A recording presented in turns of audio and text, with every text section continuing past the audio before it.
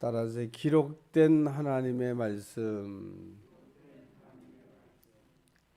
바울이 쓴 서신을 이렇게 우리가 읽다 보면 기록된 하나님의 말씀이라고 한 이야기를 이렇게 자주 언급하고 있습니다. 그 이야기는 내 자의적인 판단이나 또 자의적인 어떤 생각이 아니라 하나님의 말씀에 이렇게 되어져 있다.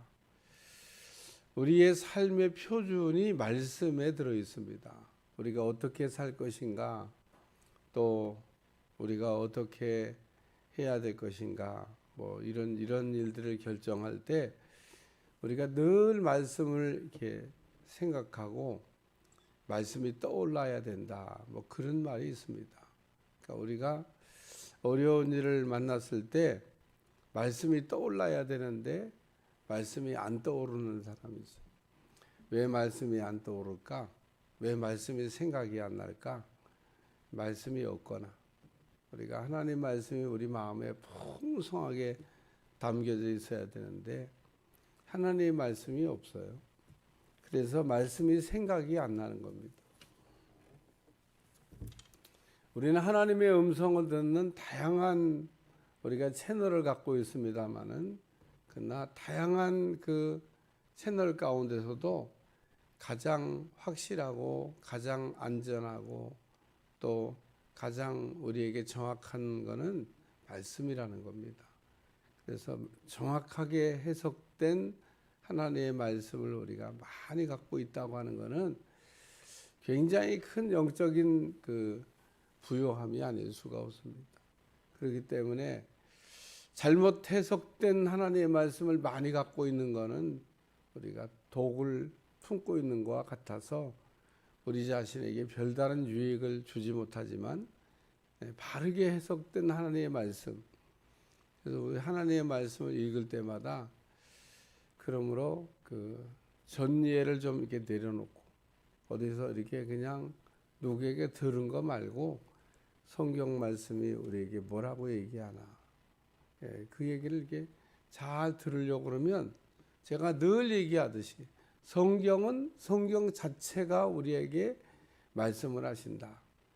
대한민국에는 모든 설교자들은 사실은 설교를 하기 위해서 그 본문을 여러 번 읽고 또 그 본문을 통해서 우리에게 주시려고 하는 내용이 뭐냐.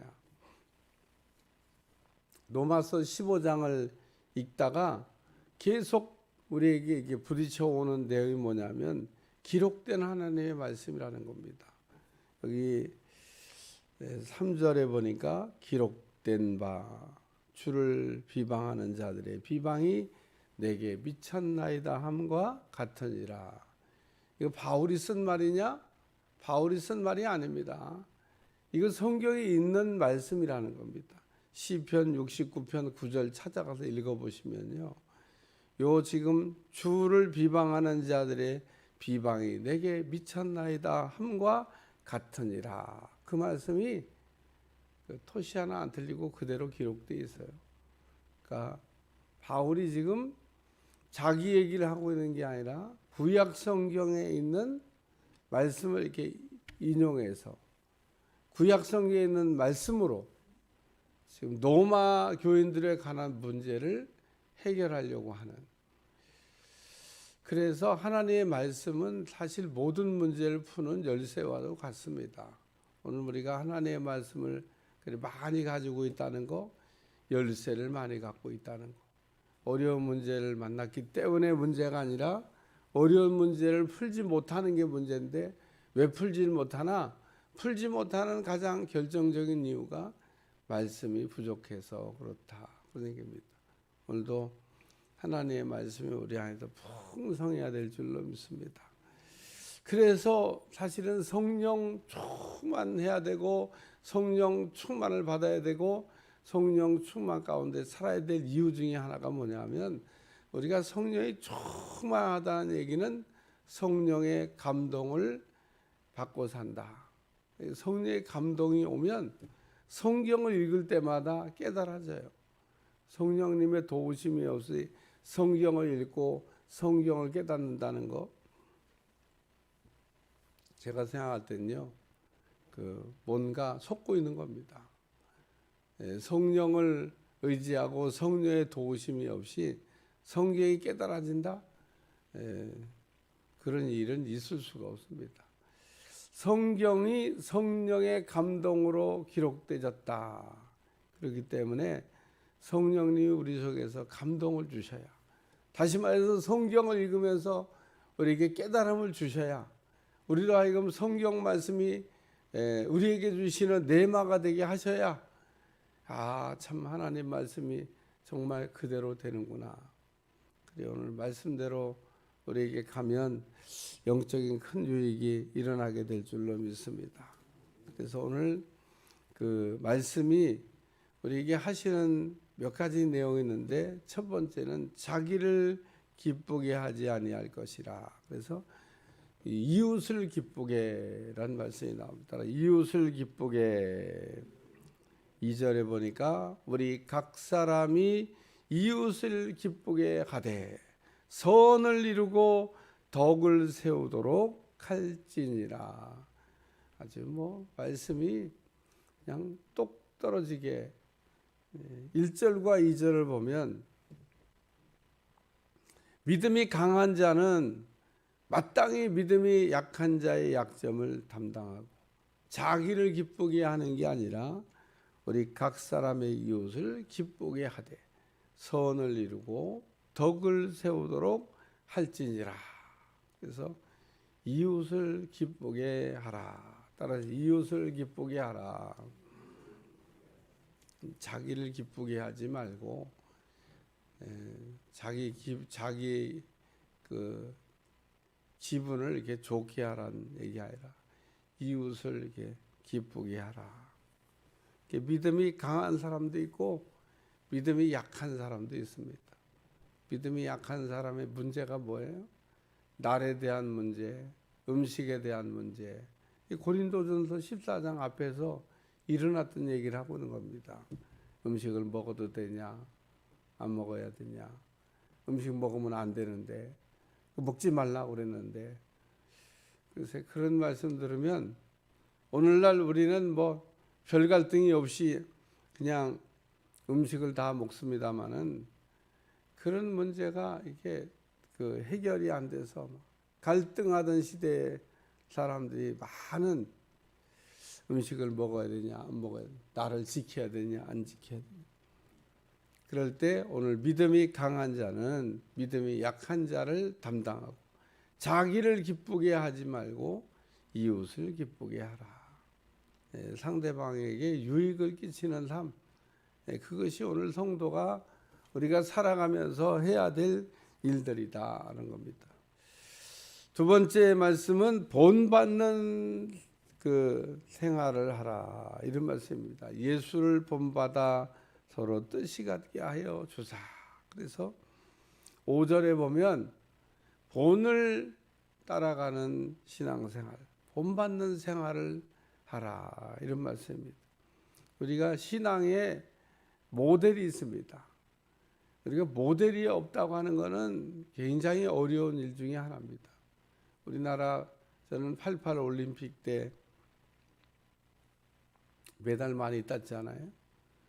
어떻게 갑자기 메달을 많이 못 따던 나라가 올림픽 경기하면은, 올림픽 주최하면 메달 많이 따나? 그런 거 아니에요. 몇 가지 이유가 있는데, 첫째는 투자를 많이 한 겁니다. 선수들에게 돈을 좀 많이 이렇게 투자한 건데, 그럼 선수들에게 돈을 많이 투자하면 가장 큰 일이 뭐냐? 세계적인 선수를 모셔다가 이렇게 가르치는 겁니다. 그러면 세계적인 선수가 뭘 가르쳤을 것 같아요? 이렇게 뛸 때는 이렇게 뛰는 거라고 한번 보여주는 겁니다. 그래서 가까이서 본 적이 한 번도 없는데 한 번 하는 걸 이렇게 딱 보여주면 그대로 따라할 수가 있어요. 본 적이 없으면. TV를 통해서 중계가 많이 되고 그래서 다 보고 있지만, 실제로 아주 눈앞에서 가까이서 그 어떤 동작들을 아주 자세하게 본다고 하는 거 굉장히 중요한 의미를 갖고 있습니다. 그래서 메달을 많이 딴 겁니다. 똑같은 선수들인데 그 본을 이렇게 보여주니까. 그래서 제가 늘 얘기하지만 보는 게 배우는 거다. 한 번도 본 일이 없으면 할 수가 없습니다. 그래서 이렇게 누가 옆에서 하는 걸 이렇게 보면 그렇게 하는 거구나. 그러면 나도 그렇게 따라하면 돼요. 무엇인지 전에 기록된 바는 우리 교훈을 위하여 기록된 것이니 우리를 잘 가르치기 위해서 하나님께서 기록으로 남겨서 우리에게 주신 말씀이다. 그런 얘기입니다. 성경에 기록이 이렇게 남아있는 것은 얼마나 우리에게 요긴한 일인지 몰라요. 성경이 없던 시대도 있었습니다. 그런 시대는 그러면 말씀을 어떻게 우리가 붙들고 살았나? 전승으로 살아, 전승. 저도 어렸을 때 동화책 같은 거, 뭐 책, 그런 책이 어디 있어요. 그러니까 학교 갔다가 오면 따뜻한 아랫목에 쏙 들어가면 우리 어머니가 어디서 들었는지, 얼마나 이야기도 재밌게 하는지, 전래동화, 그냥 오라이가 막 뭐 했다가 그거를 어디서, 참 어렸을 때 생각하면 너무 재밌어. 그래서 학교 갔다 오면 또 그 이불 속에 들어가서 2탄 또 한 번 해달라고 그러면 지어서 하는 건지 아니면 만들어하는 건지. 제가 생각할 때 우리 어머니 무슨 창작 능력이 그렇게 뛰어나서 다 들은 거예요. 다 들은 거. 자기도 그 전에 얻은 사람들에게 들은 얘기를 잘 기억하고 있다가, 물론 거기다가 좀 가감을 할 수 있겠습니다만은 거의 대부분이 그대로.